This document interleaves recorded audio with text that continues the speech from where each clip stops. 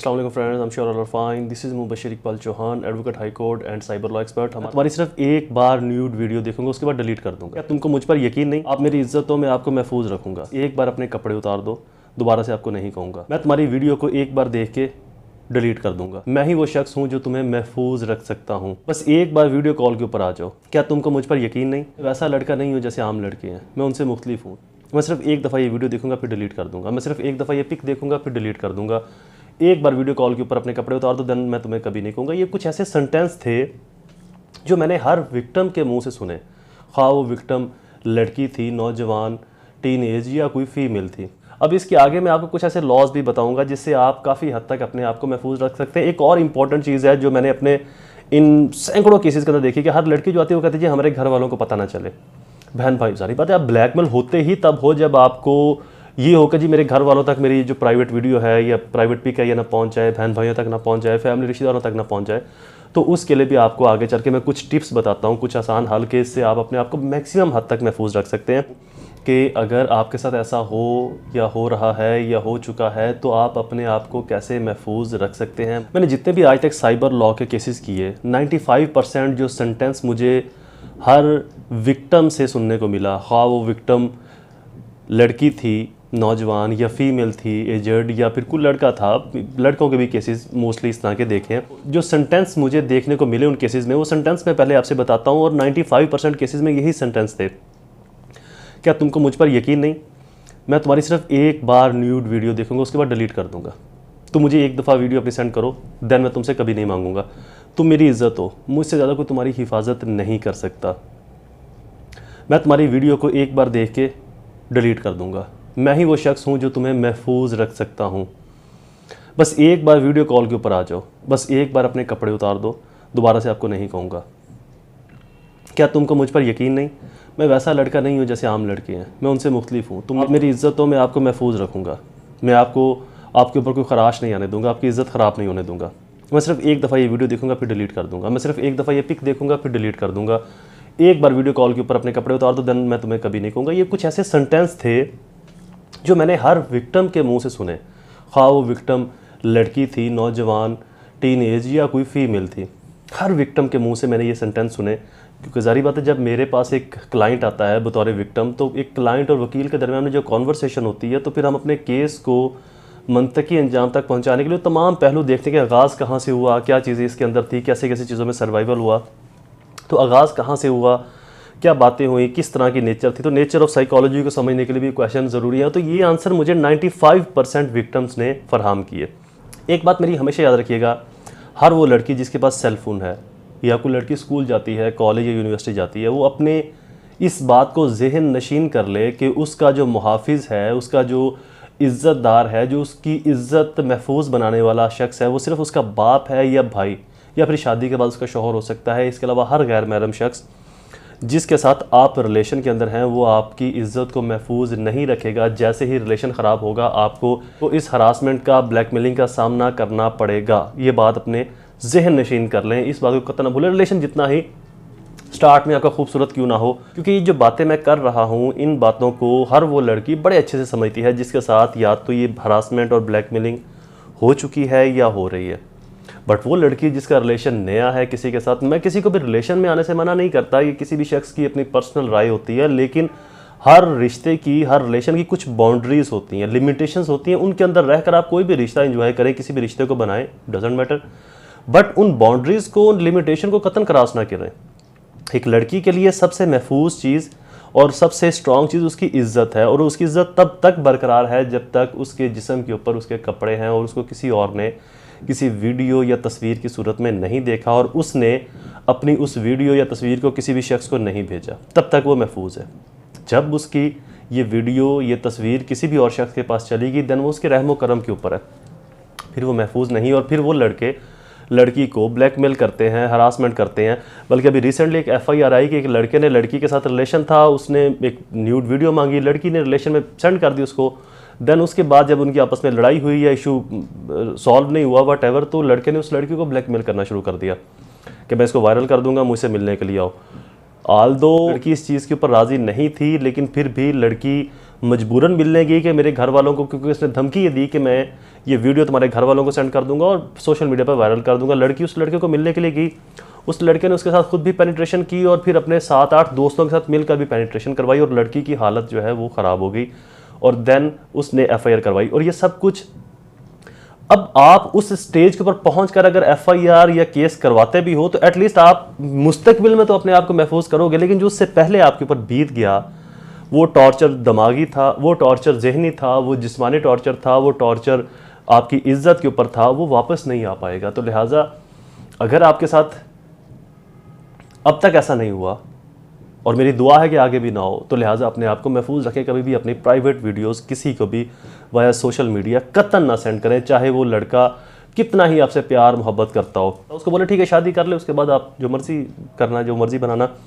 अब इसके आगे मैं आपको कुछ ऐसे लॉज भी बताऊंगा जिससे आप काफ़ी हद तक अपने आप को महफूज रख सकते हैं। एक और इंपॉर्टेंट चीज़ है जो मैंने अपने इन सैकड़ों केसेस के अंदर देखी कि हर लड़की जो आती है वो कहती है हमारे घर वालों को पता ना चले।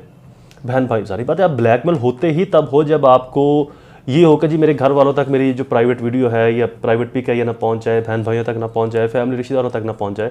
तो उसके लिए भी आपको आगे चल के मैं कुछ टिप्स बताता हूं, कुछ आसान हल के, इससे आप अपने आप को मैक्सिमम हद तक महफूज रख सकते हैं। सबसे पहले तो आप FIA के अंदर कंप्लेन करें। FIA का जो कंप्लेन का प्रोसेस है वो थोड़ा सा लेंथी है, लंबा है, इसलिए मैं जो रिकमेंड करता हूँ, अच्छा उससे पहले कभी भी कोई लड़की अकेली ना तो थाने में जाए, ना ही किसी डिपार्टमेंट में जाए, या तो अपनी फैमिली को बता दे, अगर वो बता सकते तो अपने बहन भाई या माँ बाप के साथ जाए, या फिर अपना एक काबिल एतमाद वकील इंगेज करे और उसके थ्रू ही यह सारा प्रोसेस करवाए। क्योंकि अभी रिसेंटली एक और FIR आई कि ऐसे ही डिपार्टमेंट का जो हेड था, डायरेक्टर था, वो अपने ही डिपार्टमेंट की फीमेल के साथ हरासमेंट करता रहा, उसके साथ उसने इंटरकोर्स किया, सेक्सुअल रिलेशन कायम किया और देन वो उसको बाद में ब्लैकमेल भी करता रहा। तो अब उसके ऊपर FIR हुई है जब ये बात सामने आई। तो लिहाजा लड़की कभी भी आप एक मुश्किल से बचने के लिए अपने आप को दूसरी मुश्किल में मत डालीजिएगा। इसके बेहतरीन हल में से जो मैं अडॉप्ट करता हूँ उनके अंदर एक तो आप FIA को पार्टी बनाकर 22 से 22B की वाया कोर्ट पटिशन करते हैं। दूसरी चीज़, लड़की कहती है कि जी मैं सामने ना आऊँ, मतलब मैं अपने घर के अंदर, तो इसलिए कोर्ट ये समझती भी हैं और कुछ कोर्ट्स को समझना भी चाहिए कि लड़की ब्लैकमेल ही तब होती है जब वो ये चीज़ किसी को बताना नहीं चाहती, कि जब किसी को पता चल गया तो ब्लैकमेलिंग ही खत्म होगी। तो ब्लैकमेल ही, डर ही वो इस बात पर ही होती है। तो लिहाजा कुछ लॉ जजमेंट का सहारा लेकर आप विक्टिम लड़की की जो एविडेंस है वो उसको फिजिकली प्रेजेंस होने की ज़रूरत नहीं, आप उसकी एविडेंस को वाया उन जजमेंट्स की सपोर्ट लेकर वाया वीडियो कॉल एविडेंस आप उनकी रिकॉर्ड करवा सकते हो और केस को आगे परसू या प्रोसीड करवा सकते हो। सबसे बेहतरीन और आसान तरीका है लड़की का, अगर वो हरासमेंट हो रही है, लड़की का अपने आप को ब्लैकमेलिंग से, हरासमेंट से या किसी भी तरह के फिज़िकली, मेंटली या फाइनेंशियल क्राइसिस से निकालने के लिए, क्योंकि जब लड़की ब्लैकमेल होना शुरू होती है तो पहले वो अपना सबसे पहले पैसा गंवाती है। मेरे जितने भी केसेस थे उन केसेस के अंदर जो फीमेल विक्टिम थी या नौजवान लड़कियां विक्टिम थी, उनसे पहले तो हैवी पैसे लिए गए ब्लैकमेलिंग के नाम पर, उनके घर से सोना और जो भी इस तरह के जेवरात हैं बहुत सारी लड़कियों ने वो तक दे दिए। जब वो भी ख़त्म हो गए दैन उनको फिज़िकली अब यूज़ करना शुरू कर दिया, और उसके बाद भी ये मामला ख़त्म नहीं होता। पहले वो जो ब्लैकमेलर है वो इंडिविजुअल फिज़िकली अब्यूज़ या फिज़िकली टॉर्चर करता है, दैन वो अपने और लोगों को या और दोस्तों के साथ भी शेयर करता है इस चीज़ को। तो लिहाजा ये इतनी आसानी से ख़त्म होने वाला मामला नहीं। ये मैंने जो चीज़ आपको बताई है, ये अगर आज आप फर्स्ट स्टेप के ऊपर इसको महफूज कर लेंगे तो आपकी अगली बहुत सारी ज़िंदगी के अंदर बहुत सारे नुकसानात से आप अपने आप को बचा सकते हैं। और अगर आपने प्यार मोहब्बत के अंदर यकीन करके ये मान लिया मैं अपनी वीडियो, अपनी न्यूड पिक किसी को भी सेंड कर दूँ तो मैं सिक्योर हूँ, तो आप सिक्योर नहीं रहेंगे। आप सिक्योर फिर तब तक हैं जब तक आप उसके रहमो करम पर हैं। जैसे ही उसका रहमो करम बदल गया तो आपकी जो सिक्योरनेस है वो भी दांव पर लग जाएगी। सेकंड, FI के अंदर अगर आप कंप्लेन करते हैं तो वो एक्सपेंसिव नहीं है, सिंपल अपनी कंप्लेन लिखकर इनकी वेबसाइट के ऊपर अपलोड कर देनी है, वेबसाइट को फॉरवर्ड कर देनी है। FI की वेबसाइट के ऊपर जाकर आप गूगल पर जाएं तो FI कंप्लेंट से लिखेंगे तो आपके पास उनकी वेबसाइट आ जाएगी, वहाँ पर आप अपनी कंप्लेन जो है वो लिखिए, इनको फॉरवर्ड कर सकते हैं। बट वो थोड़ा सा लेंथी प्रोसेस है। वाया कोर्ट अगर आप चलेंगे तो उससे बेहतर है, सिक्योर है, और मुलज़म को पकड़ने का जो अमल है और आपको महफूज बनाने का जो अमल है वो बहुत स्पीडी मंतकी अंजाम तक पहुंचता है। और इन फर्दनेस अगर आप कहते हैं कि मैंने अपनी फैमिली को इन्वॉल्व कर लिया या मेरी फैमिली इन्वॉल्व हो चुकी है, तो इस सूरत में वो सबसे बेहतर है आप अपने बहन, भाई, बाप, वट एवर जो भी आपका बहरम रिश्तेदार है उसके साथ जाकर आप थाने में डायरेक्टली भी कंप्लेन करवा सकते हैं। और देन सेकेंडरी आप स्पेशल कोर्ट के अंदर भी एप्लीकेशन फाइल कर सकते हैं अपनी, आपके पास जितनी भी एविडेंस है। अच्छा, इसके अंदर मैं एक और चीज़ आपको बताऊंगा कि आपने एविडेंस कैसे और कौन से सिक्योर करनी है और किस तरीके से सिक्योर करनी है।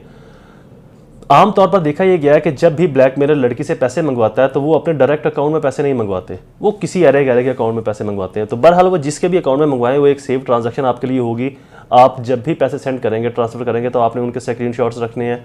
देन उसके बाद आपकी उसका जो भी कॉन्वर्सेशन किसी भी प्लेटफॉर्म के ऊपर अगर हो रही है तो आपने उस ब्लैकमेलर का नंबर सेव किए बगैर, ताकि व्हाट्सएप के ऊपर या मैसेज के ऊपर उसका नंबर प्रोमिनेंट शो हो, तो आपने जो जो कन्वर्सेशन हो रही है, आमतौर पर मैंने अपने केस में देखा कि एक ब्लैकमेलर ने वो एक व्हाट्सएप का एक सेटिंग है कि आपके 24 घंटों में मैसेज डिलीट हो जाते हैं, उसने वो सेटिंग लगाई हुई थी। तो जो भी कन्वर्सेशन होती थी 24 घंटों के बाद खत्म हो जाती थी। तो जो लड़की है वो उसकी जो स्टार्ट से कन्वर्सेशन थी कोई नहीं उसके पास। तो तब बड़ा मसला बन गया व्हाट्सएप से अपनी चैट को रिकवर करना, और बहुत ही लेंथी एक प्रोसेस बन गया। तो लिहाजा आप जितनी भी आपकी जो चैट है उसके स्क्रीनशॉट्स ज़रूर लेते जाएं। वो अब्यूजिंग चैट है, वो न्यूडिटी की चैट है, वो सेक्सुअल चैट है, वो आपकी ब्लैकमेलिंग हरासमेंट की चैट है, जिस तरह की भी चैट होगी उनके स्क्रीनशॉट्स ज़रूर बनाते जाएं। ये एक अथेंटिक प्रूफ होंगे आपके केस में उसके अगेंस्ट। अगर आप उसको पैसे सेंड करते हैं तो उन पैसों की ट्रांजैक्शन ट्रेल अपने पास ज़रूर रखें जो आपने पैसे उसको फॉरवर्ड किए हैं। और अगर वो पैसे उसने आपसे डिमांड किए हैं ब्लैकमेलिंग की सूरत में, तो जिस मैसेज के ऊपर डिमांड किए हैं ब्लैकमेलिंग की सूरत में, वो मैसेज की जो आपने चैट है उसको भी अपने पास महफूज बनाना है, महफूज रखना है। तमाम चीज़ें आपके केस को मजबूत बनाएगी एविडेंस के थ्रू। ये एक स्ट्रॉन्ग एविडेंस कहलाएगी आपके केस के अंदर। एंड सेकेंडरी, अब जो बड़े शहर हैं जैसे कि लाहौर और इस तरह के इस्लामाबाद, वहाँ पर तो वुमेन पुलिस स्टेशन भी बन चुके हैं। तो आप उस थाने के अंदर जाकर भी एप्लीकेशन दे सकते हैं वुमेन स्टेशन में, और वो जो वहाँ पर वुमेन पुलिस ऑफिसर होगी वो आपसे एक एप्लीकेशन रिसीव करेगी और उसके ऊपर भी आपकी कार्रवाई कर सकती है। ये तमाम वो सूरतें हैं कि जब आप अपने घर वालों को इंगेज कर लें, उनको बता दें, क्योंकि उसके बाद आपको इन्वेस्टिगेशन का हिस्सा भी बनना पड़ेगा, और जैसे ही चलान जाता है कोर्ट में उस वक्त भी आपको कोर्ट में अपनी एविडेंस सबमिट करवानी पड़ेगी। तो ये कुछ टिप्स थे। मेरी दुआ तो ये है कि आपको इस जगह तक या इस नहज तक आने की ज़रूरत ही पेश ना आए। लिहाजा अगर आप मेरी आगाज़ की चीज़ों पर अमल कर लें तो आपको इस स्टेज तक आने की ज़रूरत पेश नहीं आएगी। कभी भी किसी को अपनी न्यूड वीडियो, न्यूड पिक या ऐसी कोई भी कॉन्वर्सेशन या अपना ऐसा मवाद शेयर ना करें तो आपको इस स्टेज पर आने की ज़रूरत पेश नहीं आएगी। लेकिन अगर आपके साथ ये हो चुका है या हो रहा है या हो गया है, फिर जितनी जल्दी आप ये स्टेप लेते हैं उतना ही आपके लिए फ़ायदा होगा।